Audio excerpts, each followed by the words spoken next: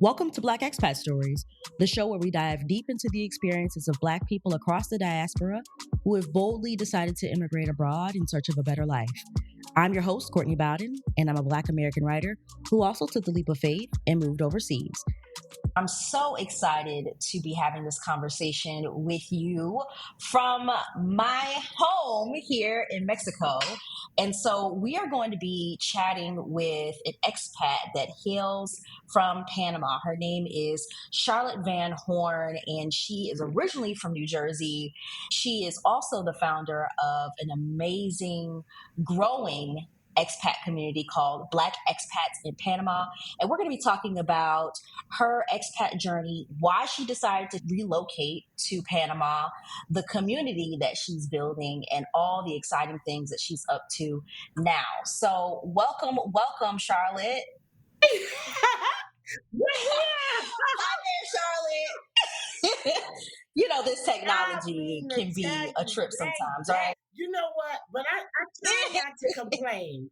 You know what? I'm giving Lunel just too much these days. Every time I look at myself, I'm like, girl, you starting to look like Lunel. But technology. You look fabulous in this orange, I must say. Thank you. But you know what? It's a little quirky sometimes, and it's really bad for me when I go live. But I'm telling you, I am so grateful for technology that I can very seldom fix my mouth to complain about it. You know what I mean? Same. And absolutely, Charlotte, because if it not were for technology, I could not be living this expat life that I do right now. I would not know I'm you. eternally grateful. I'm with you. I would not know you. Right. You know, the fact that we met because of technology. The fact that we can connect, I'm an expat in Panama, you're an expat in Mexico, but because of technology and social media, we are here together, sharing information, and it's powerful. It really is powerful.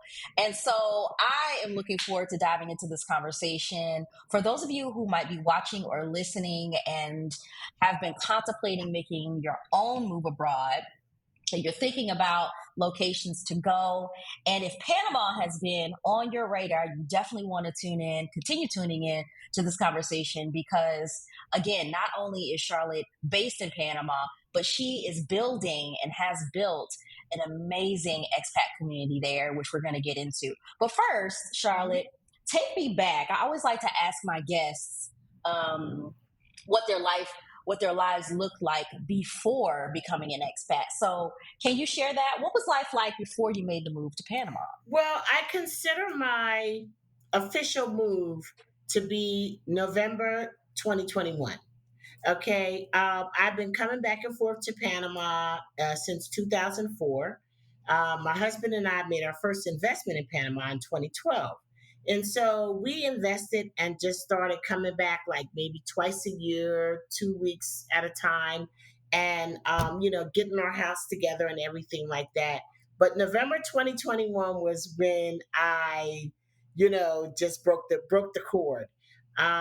We have an apartment in Florida, but we sold our home and business in Virginia. So I would say that before becoming an expat, I was a Sister Locks consultant, a brand ambassador for Sister Locks.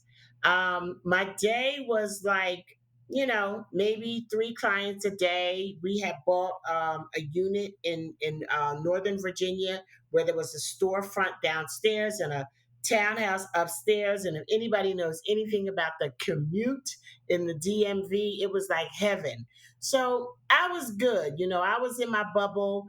A lot of things were happening in the United States that I was kind of like not really having to deal with head on. So when Donald Trump came in and all of it was just like, muddy in the waters and stirring things up. I felt bad for my friends who were in corporate America with these emboldened, people, and this energy. Right. Just the energy. So I was very grateful that I had my own business. I only deal with people I like and who bring the right energy. And I did not have a commute. So that was my life. My husband moved here in 2018. Once he retired a second time, and he transitioned here. And I started coming back and forth building a sister locks business here. I would come once a month, here and spend 2 weeks here and 2 weeks in the States. And I was doing that between 2018 and COVID. And then when COVID hit, I just was grounded in Virginia and my husband was here. So that's kind of what my life looked like before I became an expat here. That's so interesting that you were able to maintain a long distance marriage for what was it, like 3 years or so? How was that? Well, I mean, I didn't see him for 9 months. So he came in September 2018 and, he moved here. His parents were having health issues and things like that. And he's a little older than I am. So our tracks were different. And that's why I started doing sister locks because I knew when we retired here that I would be behind him and still need to do something. But my Spanish is not too good looking. But so I knew I'd have to do something. I'd have to do something hands-on that didn't require a whole lot of Spanish proficiency. And so it was from September 2018 to pretty much March of 2020 that was I was going back and forth and it was great. It was great. Me and my husband, we've been together 30 years. And so, again, we Okay. started out talking about technology. Technology made it easy for us to not feel the distance, and, after 30 years, it's like, come on, son, I ain't got to be up in your face every day, all day anyway. So, you know Right. what I mean? You're locked in at that point, right? And then when COVID hit, I came back from Panama on March 9th, which was the day, like, because I was going back and forth, remember? Which was Hmm. the day that they said COVID. And I remember getting on the plane and like hearing something about a virus, just a little tickles in my ear. I had been wearing a mask the whole time because all that traveling back and forth had my nerves bad. So I had been wearing a mask for Yeah. 2 years. And this guy got on the plane. Oh wow! Even before the Even 2 years before before the all pandemic, you've been that wearing a traveling mask. during flu season and all of that, I had just taken to wearing a mask on the plane and when I traveled. So I had masks when COVID hit. But See, don't black women be knowing? Don't we know? exactly. And that's why look at God. What are you doing? But this We be particular knowing. day, I got on the plane when I was headed back to the United States, and there was this white guy like sitting across from me, like going in. This dude has spray. He had on like 2 or 3 masks. And look, he had got the memo. Because I was like, Yes. damn. I mean, he is Somebody had told him very something. serious. I was thinking to myself, he is very serious. But by the time I got home, I understood because I got home late that night and I turned on MSNBC and they said COVID for the first time that I had heard, that word. And they said, this is something that's happening. And so that was the last time that I saw my husband. I saw him on March 9th. And then I did not see March 9th, 2020, and I didn't see him again until January 2021. Oh my Yes. gosh, that's He nearly a was locked down year. in Panama, and I was locked down in the US. Oh my gosh. Thank goodness that you already had a long standing relationship before then, but I'm sure that must have been tough because you were missing each other. So Girl, look, wow. let me just keep it real. Okay. Out there, that piece, I believe, saved my marriage. I really don't think that I would have been Tell me more about that. girl. No. I don't think, my husband, he hates when I say it. But I'm like, okay then. At the end of the day, I really believe that me and my husband were in such different places at that time. I mean, by then he was like, very settled into his retirement, life. And I was still hustling, going back and forth between Panama and the United States, seeing clients, building business. But I really just think that for me and the energy that I have, that it would have been hard. It would have been hard to be stuck in the Mm-hmm. house and having to kind of go with his flow, and same for him. So I was alone in Virginia, and he was alone here. And I honestly, I believe that it strengthened and saved our marriage, because I just think that it would have been very difficult, because also, and I'll get past this, also because the lockdowns looked very different. And I think you were locked down in Mexico, Mm. right? No, I was locked down in Atlanta. Okay. And then we didn't come to Mexico until May of 2021. Okay, so in first of all, I would not have survived COVID without Jack Daniels. Okay, me and Jack, As you and many other people, we are because we alcohol are in sales the skyrocketed during that time. girl. Jack Daniels was, and that Cabernet was like the highlight of my day. I was like, okay, it's too early to drink. It's too early to drink. At one point, my shop shut down because they closed down all beauty, salons and stuff. Hmm. But one thing they did in Panama, girl, it was like prohibition up in here. They stopped selling liquor. And they didn't riot. The people did, I said, because that wouldn't have flown in the States girl, at they all. stopped selling liquor. There would have been riots in the They streets. started delivering liquor in the United States, but they stopped. It was illegal to buy. It Yes. was illegal to buy liquor in Panama during COVID. Wow. Yes. That's fascinating. Oh, it was prohibition. So I'm sure a lot of people got sober at that time. Was drinking, trying new things. Or making moonshine or something. So you were locked down in the US, separated from your husband, but enjoying the space. Yes. So talk to me about why you felt it necessary to leave the States, because it sounded like you had a great setup. You had a business where you were able to select your clients and you didn't have a commute. What was that thing that made you say, you know what, it's time to leave and it's time to spend all of my time and be based in Panama? I think being exposed to something different. Um, I feel like what you don't know, you don't know. And when I knew that when I was in Panama, I felt different. I felt safe. I felt free. I felt happy. I loved the weather.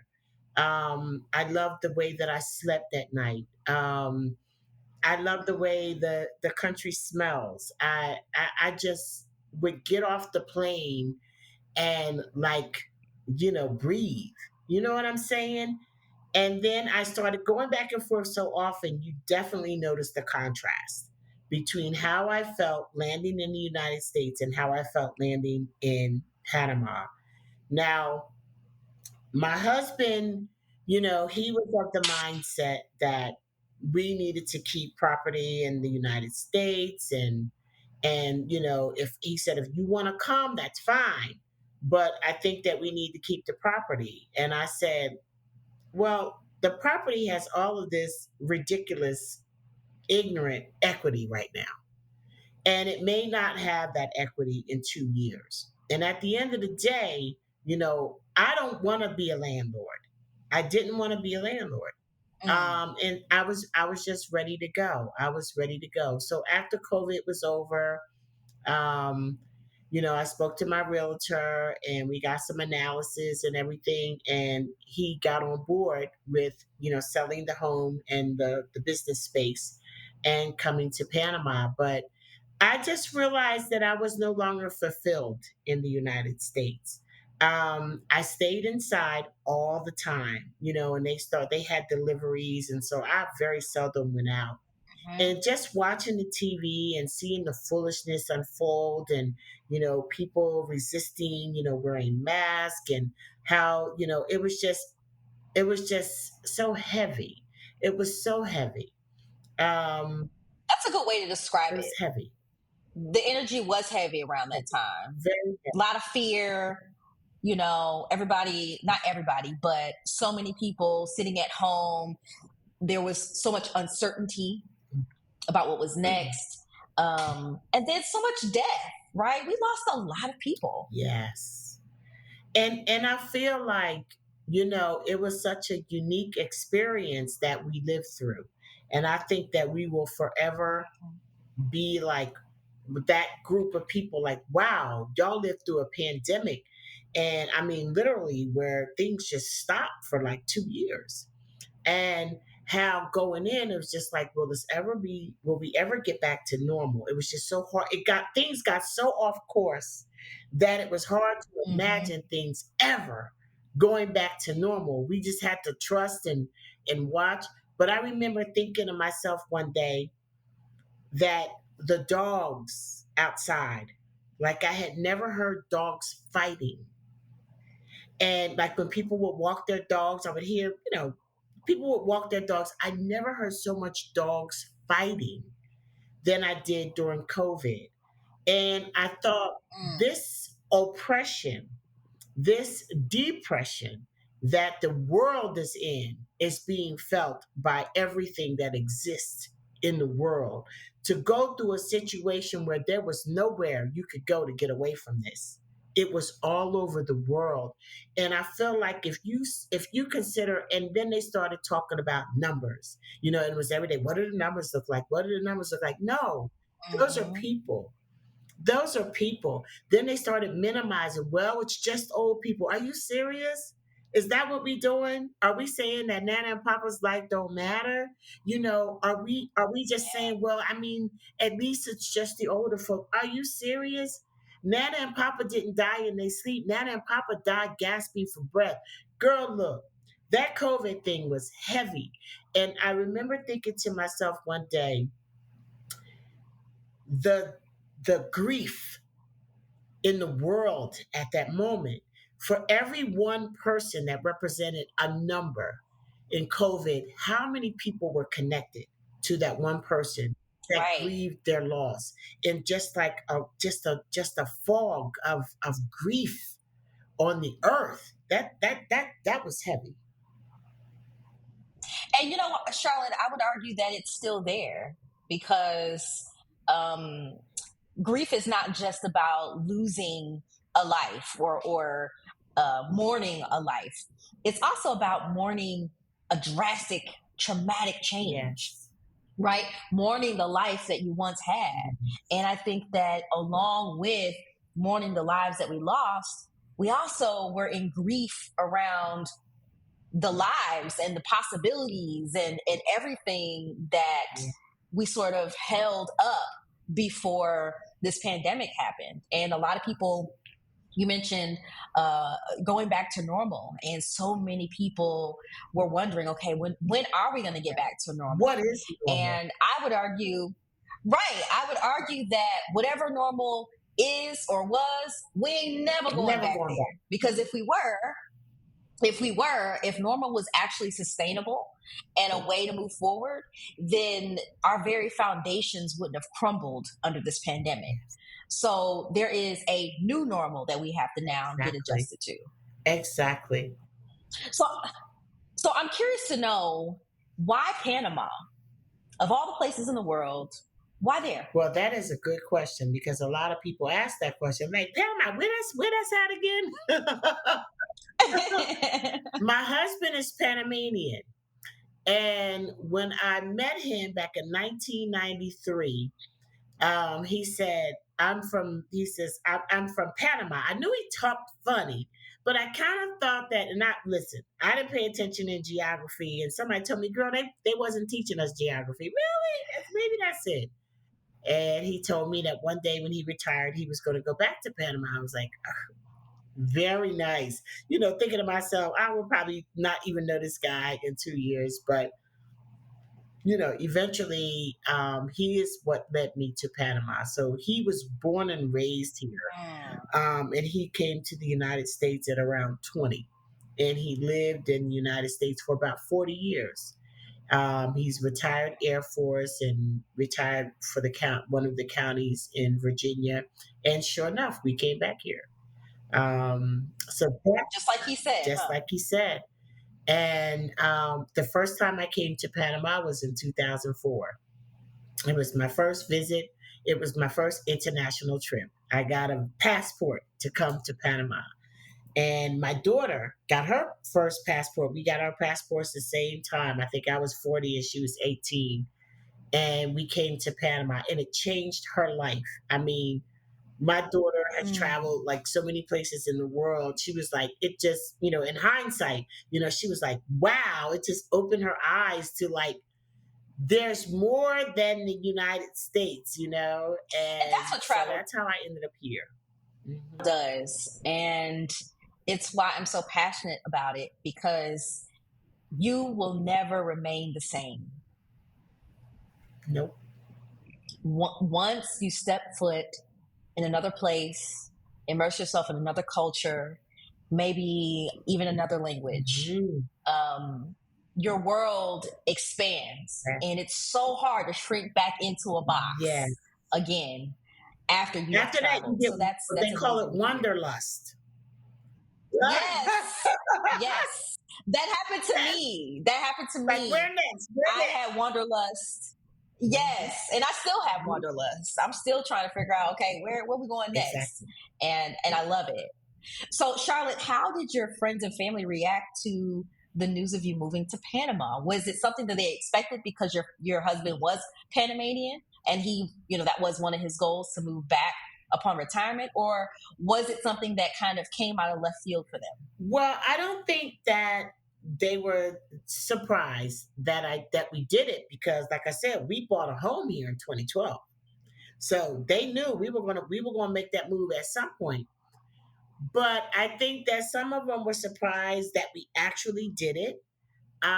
And I can remember my daughter saying, "Ma, how you going to move to Panama? What about your grandchildren?" I'm like, "Girl, you ain't even got no kids." She just yeah, shit full of child. So like, what about your grandchildren? I said, "Listen, between technology and the proximity of Panama to the United States, we're gonna be all right." And we laughed about it, but I think that I was the first one to do it in my family. The first of all of my friends to make an international move, but I think that they kind of saw it coming. They just didn't expect it so soon. Mm. And so, even though you had, obviously been going back and forth to Panama visiting, you purchased property in 2012. I always say visiting a place can be very different than living Yes. there. So when you finally landed and you knew that Panama was going to be the place where you're going to spend the majority of your time, what were some of your initial impressions of of that country, and how did you acclimate yourself to what I'm sure was a new environment? Well, if we take it from, and I always like to use November 2021 as my point of transition. I have been coming back here, um, and my experience in Panama have been very positive. My husband's family is here, so it was very comfortable, for me to do that. The Spanish part is the worst. The Spanish and the lizards. The Spanish and the lizards. Girl, let me tell you. Let Yeah, me these tell you lizards on some something. else, I tell you. Girl, look, it's not cute.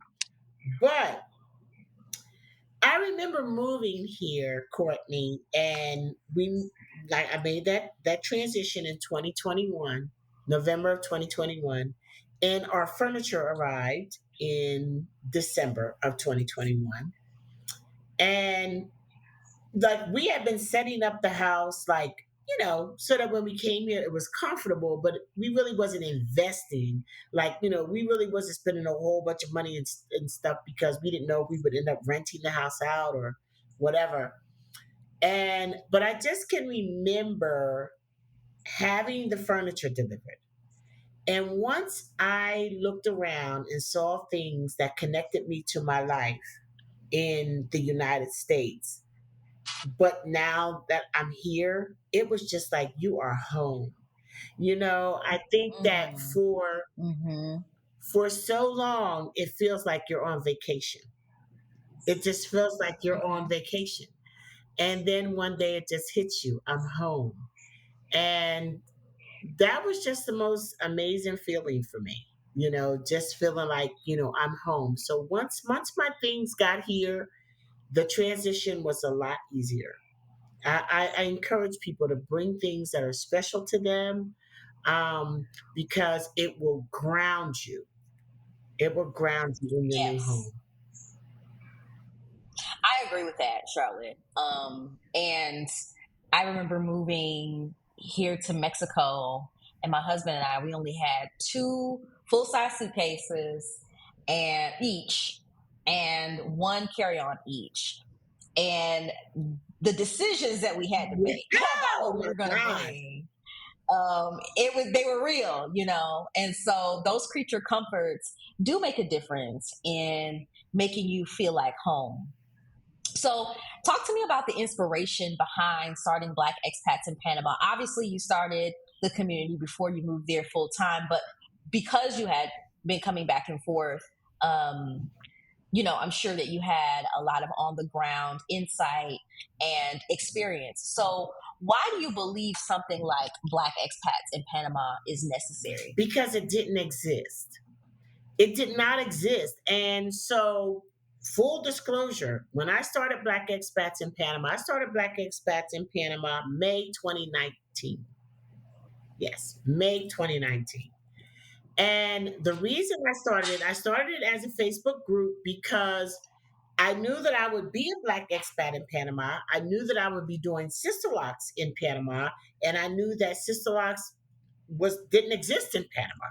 So, and I knew that sister locks price point, even with the modifications that I made for Panama, would be out of the range for the typical Panamanian. So I figured out that my client would be the expat. So I started trying to figure out ways to connect with the expat. And I kept looking for Black expat something. And it was nothing. Nothing. I kept looking on Facebook because I wanted to start a little group, and there was nothing. And I kept going back and looking. Black expats in Panama. Nothing. And finally, I'm very spiritual. The Holy Spirit literally spoke to me and said, Stop looking for it. Build it. Build it. You have to Mm. create it. It's not there. Why do you keep going back waiting for somebody else to build what you need? So I just created this page, Black Expats in Panama, and to just try to attract Black expats in Panama so that they know, hey, I'm here. I'm a Sister Locks ambassador. I'm going to be in Panama, blah, blah, blah. And over the first year that I did the group, I would like just do little videos when I would come, like twice a year. We would come 2 weeks at a time, and I would say, "Hey, I'm at the Teton, store," and just try to do little things to kind of engage people. And it grew to 200 members in a year.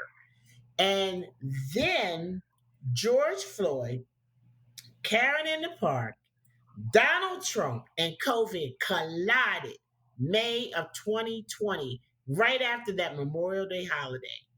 And that's when everything changed. Everything changed because people started sending me more messages. People started wanting to get in the group. People started looking for me, looking for Black expats, anything. Black expats in Panama, I guess, because all of a sudden the group just blew up. People were asking me, what is police brutality like? Is there Black people Mm. there? What is the medical services there? What does it take to become a resident there? And I had been working with a destination management company because I had done my first Sisters in Panama tour in January of 2020, like right before COVID. And I said, I need to create a relocation tour. So I need to connect with professionals that can give information and bring people to Panama. And I said, but the only difference between what I want to do is I don't want it to just be a relocation tour. I want it to be a cultural relocation tour so that I can expose them to the Black culture and history of Panama.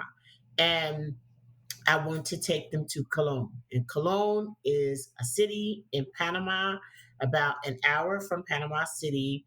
It's black. It's the boogeyman place. It's the place that they tell you Mm. don't ever go. Just don't go there. It's Charlotte, like whatever you do, don't is go that your to Karen Cologne. voice? Don't go to Cologne, okay? Because like, oh my God, they're like black and it's like Mm. dilapidated, and a lot of that is true. But I said we are going to Cologne, and that is how Cologne. Actually, I have been thanked profusely by government officials and locals in Cologne Mm. because nobody was coming there until Black Expats in Panama. And I made Wow. it So a you are thing. a I trailblazer. made it a thing to go to Cologne.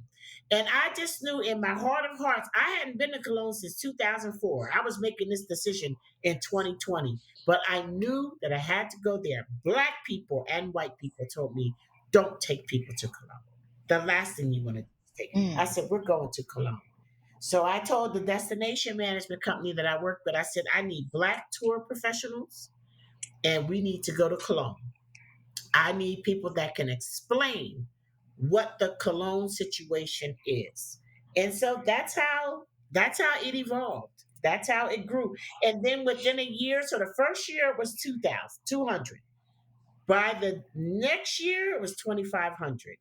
Now it's like Wow. 7,300 or something. Yes. That's incredible, Yeah. Charlotte. And so when you were taking folks to Cologne, what were some of the reactions from your tour participants as well as the locals there? I know the government officials were very thankful that you were bringing attention to that place, but how were the tour participants? How did they respond to that part of the tour? Cologne is we created the Cologne Day.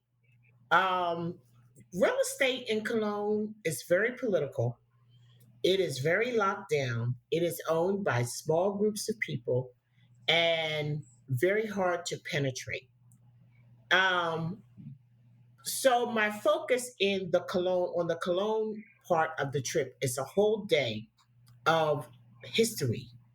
History. I have a tour guide who has a degree in Afro Panamanian history.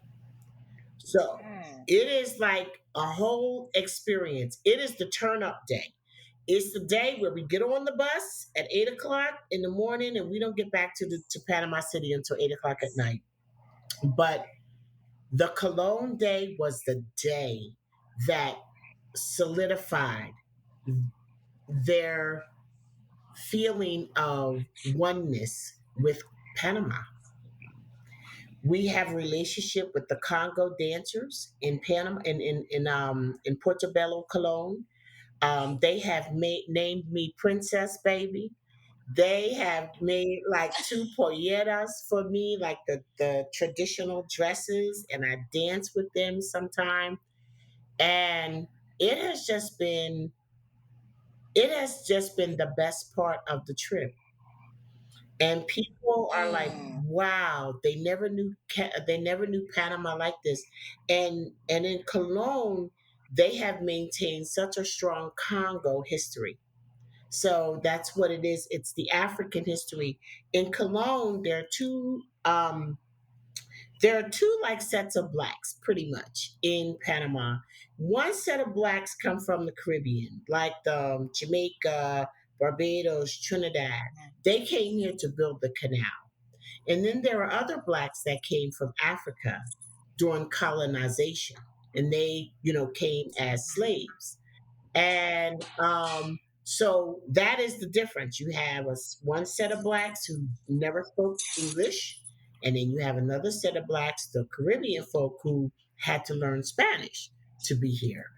Um, and Mm. so it's two. So it's the Afro Antilleanos who are the black Panamanians who came here to build the canal and railroad, and then you have the colonized blacks from Africa and it's amazing. So during a 5 day tour, I showed them the Caribbean side of Panama and the Pacific side of Panama. And the Caribbean, that Wow. yes, in 5 days, we able to do that. They're able to experience a black sand beach and then the clear, beautiful waters of the Caribbean side, the the side that nobody wants you to see. That part. I heard about the black sand beaches in Panama, and it's definitely on my list. So I'm going to have to go down there Yes, and attend one of your relocation tours because yes, it sounds like a good time, Charlotte. yes, it is. And that day is magical. That day is like, okay, I have created this vibe, and I tell them this day is our fun day. This is the day. This is the closest that thing you're going to get to a show enough vacation day. And I mean to tell you, it's oldies, old school on the bus. It's turn up. If you drink, you're welcome to it. We go to a private island after we see the Black Christ. Oh, Girl, we see the legendary Black Christ in Portobello, Cologne. We see the ruins. We go to, girl, I found a black owned restaurant, not a black operated restaurant, a black owned restaurant in Portobello called El Bongo. And when I tell you, we go out there, we have lunch over the water. Child, that's my day. Listen, don't get me started because that's my day. Baby. And I invite other Black expats who live here and people that are passing through, they can join us on that day. So our guests get to have this intermingling. We take a big, huge bus, mhm. and they get to intermingle with Black people who are already living here, other Panamanians who are here, and people that are passing through. And it's an amazing day. It's amazing. So what other things can folks expect to experience on your relocation tours? I know you mentioned connecting them with real estate folks, with just the things that you would need to know about upon moving to a new location. So can you talk more about that? Sure. Well, the way it works is like a 5 day, you know, hit it and quit it. But when they come in, the first night you will meet a moving company, realtor, lawyer, doctor, urgent care center owner, insurance broker, and they introduce themselves. They make themselves available for our guests while they're here. Um, Answer questions that they have, and then the next day is a city tour where we'll take them to see units in the city and in the suburbs of Panama City, and show them what things cost, what new communities look like, show them areas so that they can come back, and if they want to buy something that's pre-existing, they'll know what the area looks like. We have our tour guide on the bus the whole time, explaining where we are, the history of the areas that we are in, the cost of living there, and just different options. And then the third day is our cultural Caribbean day. So we have it's our fun day. We go to Cologne. We get the whole history of Cologne. We do all of that. The fourth day we go to the Pacific side, which is um, in the Coronado Gorgona area, and we show people options for living on the beach. We have lunch at a country club that is on the beach in Coronado, and then we come back and we have our farewell dinner. And our farewell dinner, people get a chance to talk about their experience over the 5 days.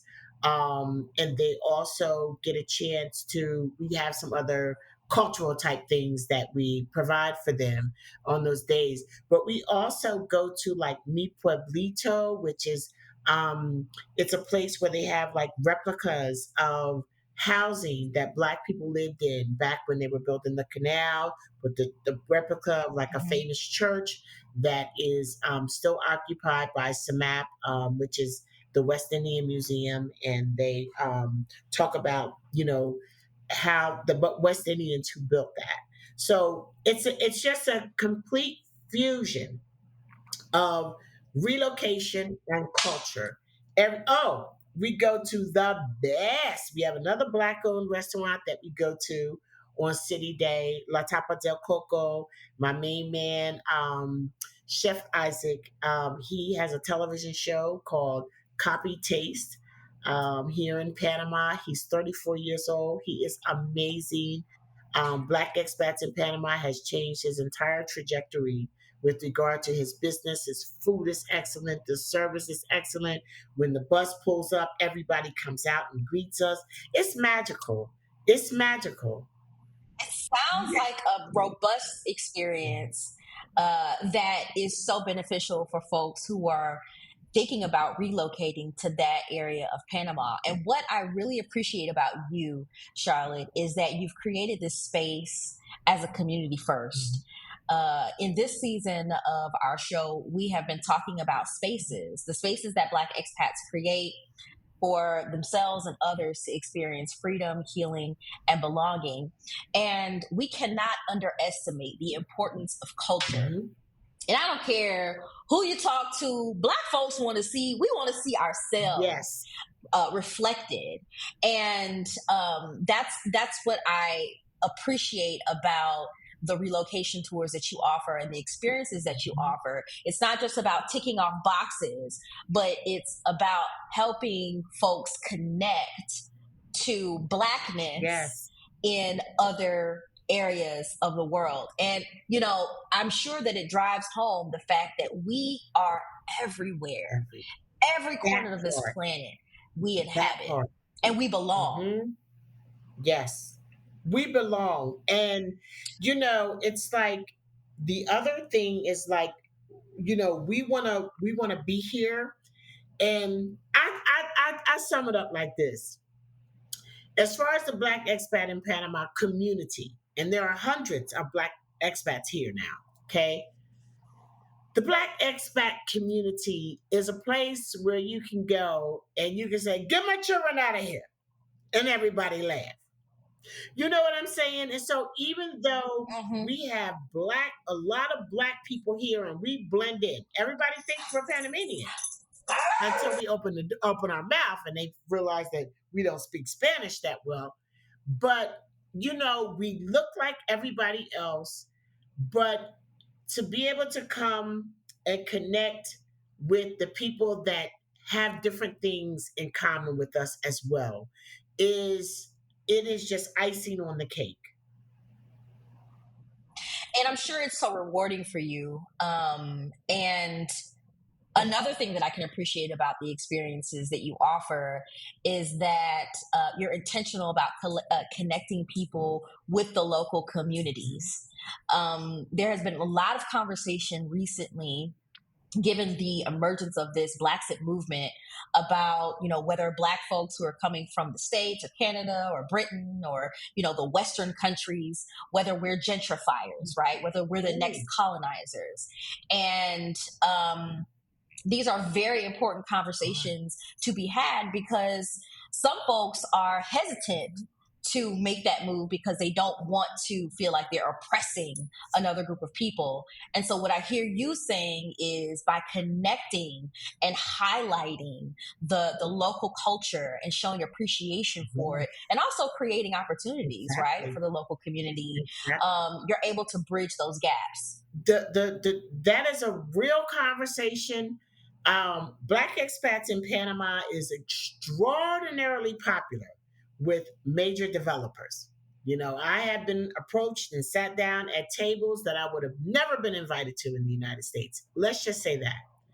And one thing that I'm very clear on is that, we are still looking for a place to be the first place that Black expats in Panama say, okay, this is our place. This is a place where it's going to be, people do it all the time. you got Chinese, you got Chinatown, you got Little Italy, but somehow or another, when we say, let's do this, then people are like, why does it have to be black? Okay.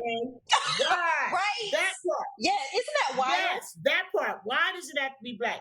But let me say this. I always say it is a sensitive situation. I tell these developers to their face, if we got to move somebody to move into to build this, I'm not interested. We are not interested in displacing people so that we can live in these spaces. The other part of that, however, is that gentrification is real. We deal with it, we know exactly what it is, in the United States. However, it's gonna happen. It's gonna happen. If we don't buy this stuff, somebody else gonna buy it. Okay, and trust me, they have bought a lot of it before we start thinking international. Okay, so my thing is, if we buy it, and the developers that I'm working with, I say there's a few things that need to happen. First of all, we need to have some say in the vendors, and the people who are building this. I mean, as far as the builders, use whoever done built your stuff right in the past. Okay, what I'm saying? But all right, because cute or not, ain't got nothing to do with black business. I want the building to stand. But when it comes to so many other things that go into this building process, we want the opportunity to have a say in who gets those contracts. So this is the conversations that I'm having. We want an opportunity to say we want to honor Afro-Panamanian heroes. You know what I'm saying? We want an opportunity. We want to be able to do things that highlight the contributions of Afro-Panamanians and do things that will be an asset to them as opposed to just coming and taking. And what I say a lot is that Panama is very generous. Girl, the opportunities that you have here are just unbelievable.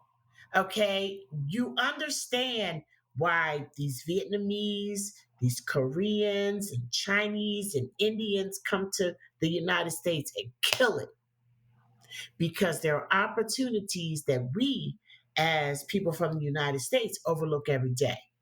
It's about conditioning your mind. It's about opening your mind to, you just get used to seeing the same things every day. But when you come to a foreign space, who brought hookah to the United States? That kind of stuff. When did we start? When did we get addicted to sushi? Somebody came, Right. somebody came over here and said, damn, Right. I wonder if they like this sushi. Look, try this. Hadn't been done before. Right. So we have opportunities. And to make that even clearer, when we first moved into our home, you know how you have those paper blinds that they can be so cute, pin them up and everything like that. I had people knocking on my door because we built here, and people knocking on my door says, "Oh my God, where did you get those?" And I'm like, "What?" They were like, The paper blinds. They were asking about the paper blinds. they was cuckoo for Cocoa Puffs over them paper blinds. They thought it was the coolest thing. They thought it was expensive because it just wasn't here. So that kind of thing where you see opportunities that exist that are saturated already in the United States. It's amazing. So if we can come here and give back and be positive assets to the community, I'd rather us buy it up than other people who are not going to care about the community abroad at large. Hey friends, I want to take a quick moment to share one more way you can support the Black Expat Stories platform. Now, if you love what you're seeing or hearing and you want to unlock exclusive backstage access from extended interviews to Q&A and more bonus content, then become a friend of the show. Your support helps fund our platform so that we can continue spotlighting some of the most riveting stories about international living as told by Black expats. To join our growing community, visit blackexpatstories.com/support. Now, back to the show. That's where I am. Thank you for sharing that, Charlotte. I thank you for sharing that, because I'm sure that is a lingering question for so many people who have a conscience, right? Who want to travel Yes. consciously, and they want to settle in a place consciously without displacing and without disrupting too much of what has already been there. So you do these relocation tours, you connect people with the resources and the people that they need in order to make a smooth transition. I'm curious to hear about any other advice that you have for those considering making a fresh start of their own by moving abroad, because a lot of our listeners and viewers are made up of aspiring expats who say they see us and they say, oh my gosh, how can I do that? Well, I would say that it can be done. Do your research, verify your information and explore. Explore. Explore in these areas with people who know what they're doing. You know, for me, if you're going on a vacation and you just want to go to another country to kick it, that is one trip. But if you're really considering moving to a place, take an organized relocation tour. Take an organized relocation tour where you're going to get questions answered and find out information that you might not know otherwise. So, kind of count your coins, know what it costs. I got a lady today that sent me a message and she's like, well, I want to stay. People kill me when they say, well, I'm looking for a reasonable hotel. Well, what's a reasonable hotel? Right, like what is that? That's But relative. exactly, That's not. exactly. It is that depends on you. So if I tell you, well, you can stay at this hotel over there, be like, girl, why are you trying to put me over there? I don't do ghetto. You know what I mean? Or why are you trying to put me over there? I don't do 5-star, whatever. That's relative. What you're looking for, but know what you're looking for. Um, get as much information as you can and count your coins. Count your coins.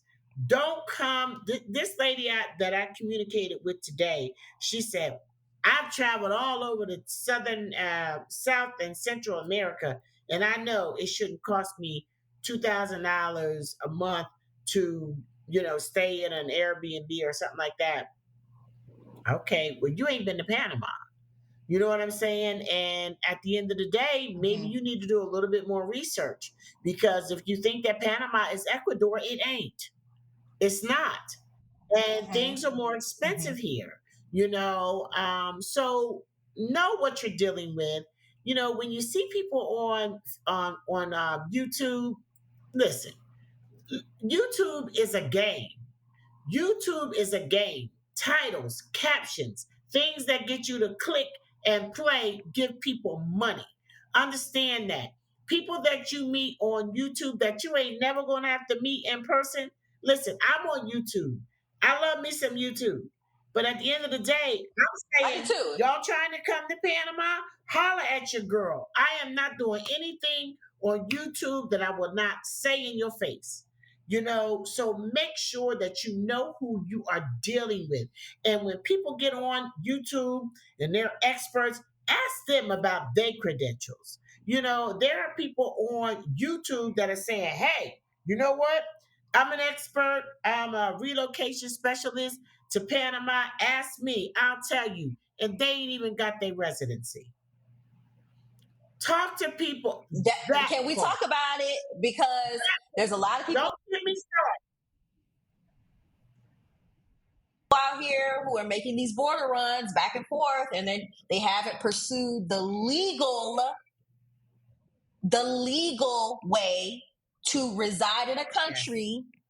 And how can you trust them with giving you the correct information, the legal information, because guess what? You can't just show up to another country and decide you're going to stay there without going through the proper channels. So I'm glad that you brought that up, because that is also It's a very a real thing. thing too. It is a thing. And at the end of the day, recognize that Blaxit is very popular. Blaxit is popular. Black Expat, anything is bringing money these days. Okay, so it's not just us who are out here capitalizing on a movement; it's other people too. Make sure that you're not getting involved in the okey doke. Make sure that you are doing your due diligence, because at the end of the day, when you trying to save $5 because somebody on YouTube told you you could do it this way, but you didn't verify nothing, and you get to Panama looking crazy, or you get to Panama and you be like, okay, I had $100,000 in the bank. People actually come here thinking that because they sold their house, and they be like, mad rich and whatnot when they looking at Money burn a hole in their pocket. that 6-digit bank account do not hold up if you don't have nothing to put into it. Make sure that if you need to earn a living in a country, make sure you understand the perimeters around that, because America lets everybody, the United States, and that's something else that we need to learn as expats, is that America is north, south, and central. Okay, it is not Thank the you for United schooling States. us. The United States Yes. is a part of America. It is not America.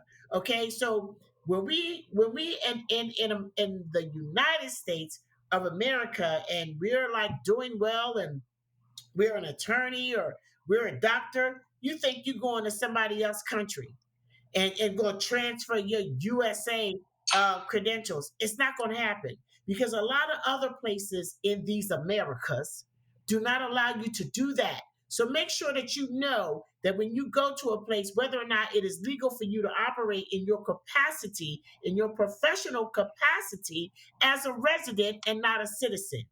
And if you think being a citizen is easy, make sure you do your research. You think being a citizen in Panama is easy peasy and loosey goosey. It's not. Okay. And it's not going to happen between today and tomorrow. It's going to be a process. You're going to have to be a resident and show yourself worthy of being a citizen. So you come over here and you got a few dollars in the bank, and you said, okay, I'll get a job, even if I gotta make less, it's okay. And then you find out that Panama protects its citizens from foreigners coming in and taking all their jobs. You know, I don't have no beef with that, because I don't know the last time I had an American a doctor that was trained in the United States. All the doctors I've had are either Asian, Indian. They are not there. They are foreigners who have come in, Mhm. and because the U.S. is the way that it is, and they could get these doctors for less, they've taken over the industry. Not to say that I'm not saying anything about those doctors, but what I'm saying is that's not what you're going to get here in Panama. So don't think that you're going to come over here and do what you do. I said what I Yeah, and I think that's right. But I'm glad that you mentioned that, because I find that social media, and this is why Black Expat Stories exists as a platform, not only to inspire people with amazing stories like yours, but to also inform. Because what I find is that on social media, the conversation often gets flattened out to, how much money you can save by moving to another country, and how cheap it is to live there, and how easy maybe the visa situations are. And it really doesn't give people an accurate picture of what that experience is like. And people are making their decisions based off of this content. And so they're selling everything, right? And moving to these places, and are encountering a rude awakening, because they're realizing, oh my goodness, I need a way to make a living, or oh my goodness, the money that I thought that I had may not stretch as far as as I thought it would. So I'm so happy that you offered that as advice. And then you start Now, getting messy. Then you start getting messy because then you start dealing with the micro Black expat community. And when people start getting broke and they haven't prepared for the next step or the next dime, they just start looking around for money.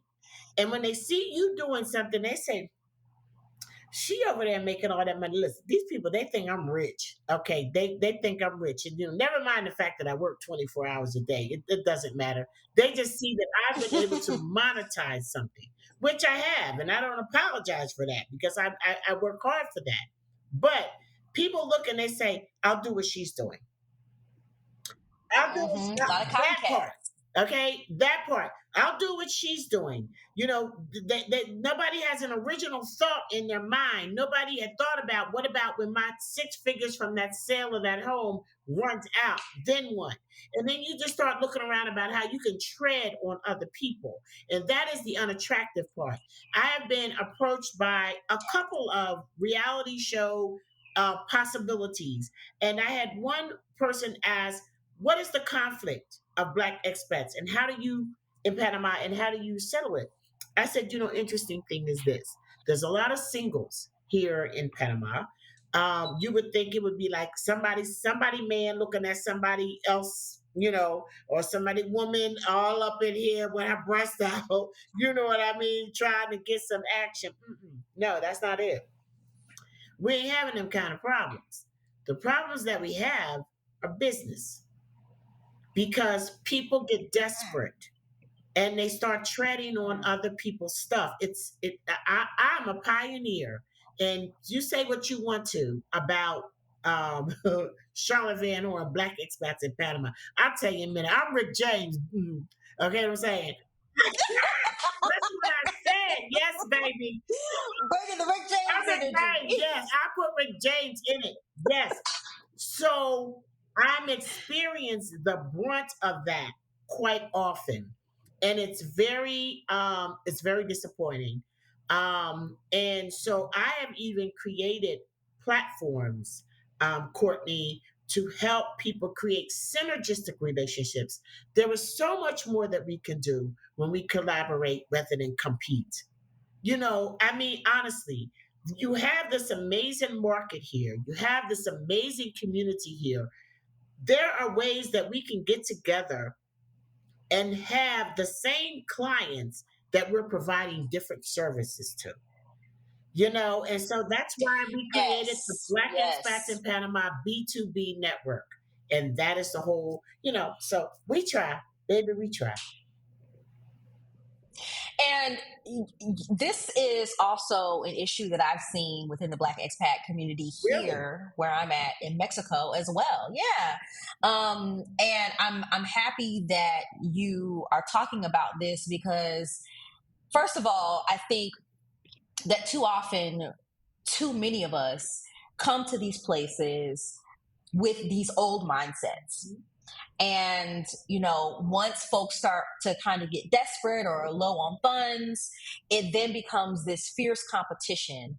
And, I have a very interesting way of defining competition. I do believe that competition exists, but I just believe that it's just a variety of options. It doesn't have to be this contentious thing.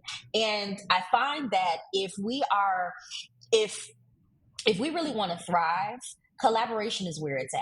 Collaboration over competition. That's the way that I move because there are so many people who have complementary skills, talents, and things like that that you can synergize with that you mentioned earlier.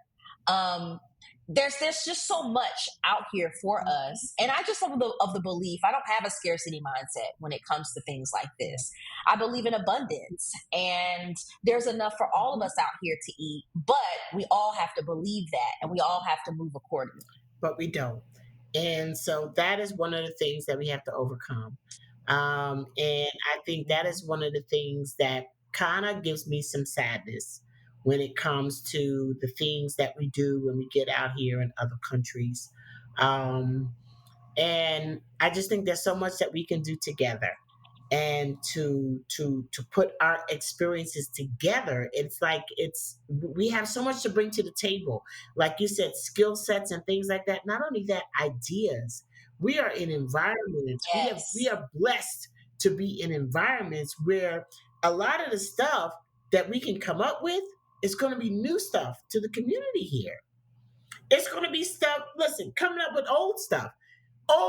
There are so many things in an international community. When you move and you become a Black expat, that you say, you know what? It's not like I don't like Mexico. It's not like I don't like Panama, but Lord of mercy, I sure would like an R&B club to go to every now and again. You know what I'm saying? I wouldn't Yeah. mind having a jazz, concert, and or having some comedians come through. Those are all opportunities that we have sitting in front of us.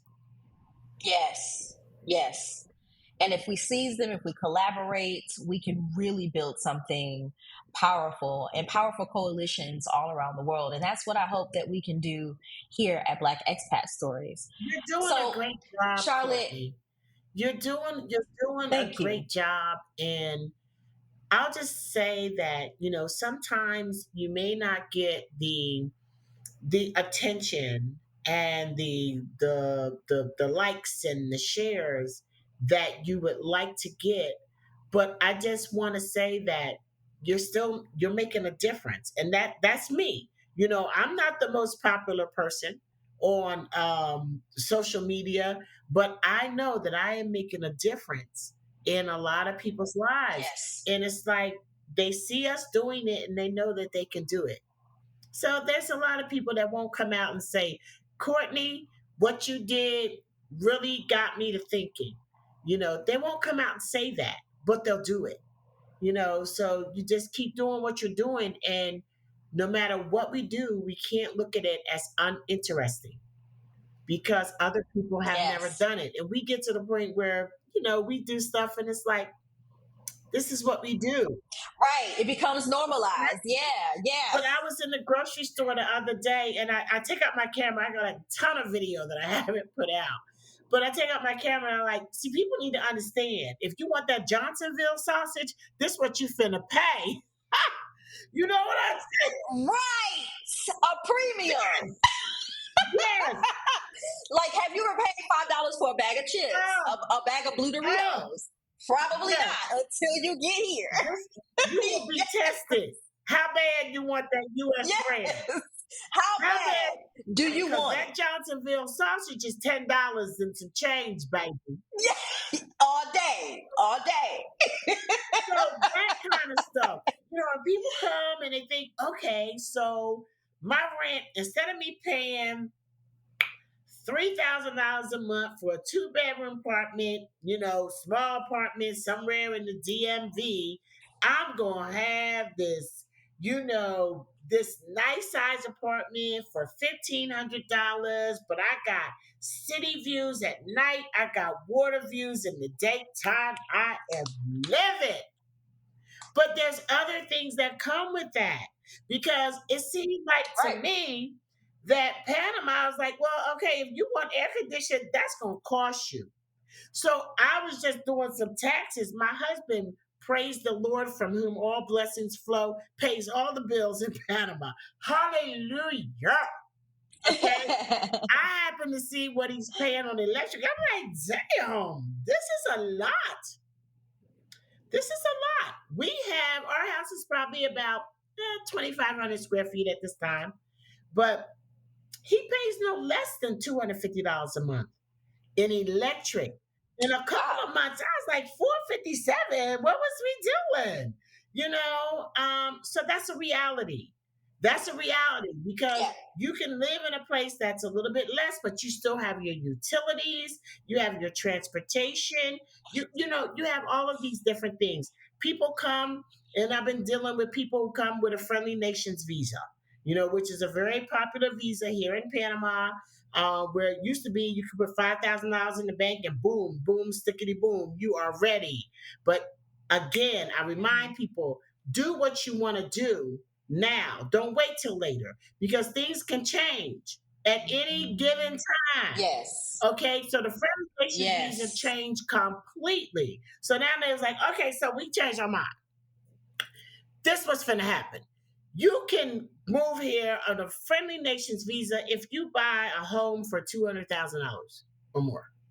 Or you can move here on a friendly nations visa if you open up a corporation. There are different ways. A professional. You could get a professional friendly nations visa. Mm-hmm. Hello. What you didn't think though was that company that you open in, girl, the fee that you have to pay to be a friendly nations visa professional, friendly nations professional visa, to have your company, your corporation here, it's like 300 something dollars a month for 2 years.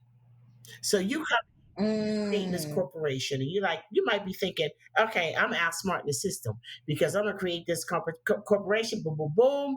I'm gonna get my visa. But Panama's saying, okay, well, yeah, that's cool, but you need to pay $300 a month just to have this corporation. That's a significant Wow. investment.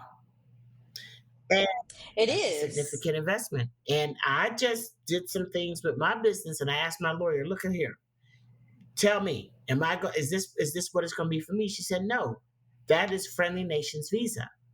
So know what you're dealing with. You're going to have expenses here that you didn't consider. The rent might be cheaper, but where are you going to send your kids to school? Right. These are all things that you have to consider. And that's why I wanted to have you on the show today because the idea of a relocation tour is something I wish my husband and I had when we moved here to Mexico.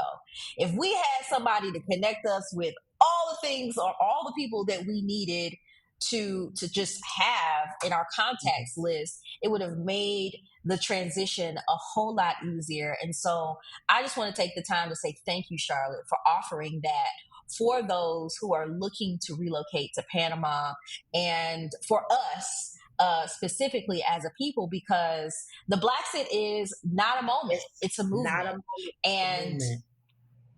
and it's because of people like you who are creating Yeah. these spaces for us to thrive in these new Yeah. locations. And we here And to support you each know, other. yes, we have to. We have to. So I know that Panama was your first passport stamp. I'm curious to know, why do you believe Panama could be a great place to start or continue one's expat journey? Well, I think that Panama is good because of the proximity to the United States. You can get to Panama faster from some points in the United States than you could get to places within the United States. Okay, so that Mhm. part is a big thing. The other part is the U.S. currency. Panama is the U.S. dollar. You don't need to have math skills to live here. And then the infrastructure. Panama's infrastructure is awesome. And they're very, very, very progressive. And then Panama's melanated. So you come to Panama and you fit in. It's not like people look at you and know you're a foreigner. Like I said, when you open your mouth and you say, Hola, ¿cómo estás? They know. Then they But, know. but and not only that, Panama, because of Black expats in Panama, is a place that you can land and be embraced by other Black expats who have more experience that can help you navigate these new waters. We have cafe and conversation where we're practicing our Spanish. We have business to business, the B2B meetup. We have single and satisfied, that is just like blowing up, and there have been a lot of other groups that have formed as a result of Black expats in Panama. Black expats in Panama created this huge community, which we have over 7,000 or more in this community. But other people have taken the opportunity to build sub communities. and subgroups out of that. So you can, it's a soft landing. It's a soft landing. There's a Mm, lot of options for living. You can live as basic and inexpensive as you can imagine here. It just depends on what your lifestyle goals are. You can live in the most exquisite places that are probably going to be less than living in a lot of places that you live in the United States. But there are options. And that's what I like. Transportation is amazing. They have like amazing, brand new high tech train systems. In Panama, they have a mm. metro bus system. They have Uber here. They have another service called InDriver here. It's like they have, of course, taxis here. There's all kind of shopping. They're building communities that are self-contained, so you can move to a community and never have to leave if you don't want to. You know what I'm saying? Because How that convenient. it's amazing. It's amazing. Charlotte, you have blazed an incredible Thank trail, you. and Black Expats in Panama continues to grow. How do you see this community and this platform evolving? Are there any exciting plans in the future in the works? There is there's a lot of things in the works. We are stretching out. We're about to release our first book, which is Afro Panam a guide to Afro Panamanian culture, written by a sister in Mexico, Congratulations. Jamila Muhammad. We had Jamila come in. We put her with scholars here in Panama to enhance what she had done. So that's coming out. Um, as far as growing, we are definitely moving into real estate. And we have a lot of options and opportunities, but it's just about making the right one. Listen, I am not pressed to be a millionaire. I am not. At the end of the day, my legacy needs to be how we were able to help people. And so there's a lot that we're doing. We have continued to extend the cultural offerings that Black Expats in Panama does. We have like all kinds of relationships throughout the city with business owners, with locals. Um, it's amazing. The growth of Black Expats in Panama has been unbelievable, and we are going to be expanding into other countries. Mexico is on the list, and so stand by. How exciting. Yes, yes. That's so exciting. So before we get out of here, where can folks go to connect with Black expats in Panama? Well, I love my YouTube channel, Black Expats in Panama YouTube channel. We're on Facebook. We have a Facebook page. We have a Facebook group, a private group. We are Instagram, Black Expats in Panama _TM. Our website is blackexpatsinpanama.net. You can give me a call at 540-446-5107. Just put in Black Expats in Panama on your Google bar, baby, and you will find me. Yes, the one and only Charlotte Van That's Horn. right. Thank you That's so much right. for making the time to chat with me today, Charlotte. I know that this is one of many conversations that we'll continue to have. Yes, Courtney, thank you so much for what you are doing. You are such an excellent sister. I mean, that I saw you Thank and your you. husband on an interview, and it was me that reached out to you. I was like, hey, girl, how you doing? Because I knew that you were someone who was excellent, who is doing things that is going to make an impact on our community. And I just knew that we needed to connect. And I'm so happy that we've connected. I'm so honored to be here on your show. And I'm looking forward to the things that you and I will do in the future. Oh, same here, Charlotte. Thank you so Thank much you. Thank again. you for having me. Thanks for listening and watching as we explore the journeys of Black expats finding freedom, healing, and belonging across the globe. Charlotte's story reminds us that home can be wherever we build connections and peace. Are you feeling inspired to embark on your own expat journey? Hit subscribe to join the conversation and follow us on Instagram and TikTok at Black Expat Stories for sneak peeks and more stories like Charlotte's. Now, if these conversations resonate and you want to help this platform grow, then I encourage you to become a friend of the show. Not only will you enjoy early access to new episodes, exclusive bonus content, and behind the scenes glimpses, you'll also be supporting our mission to amplify the voices of the pioneers at the vanguard of the next great migration. Just head to blackexpatstories.com/support to join our growing community. However you choose to connect, keep your passport ready and your dreams without borders. Until next time, I wish you peace, love, and passport stamps.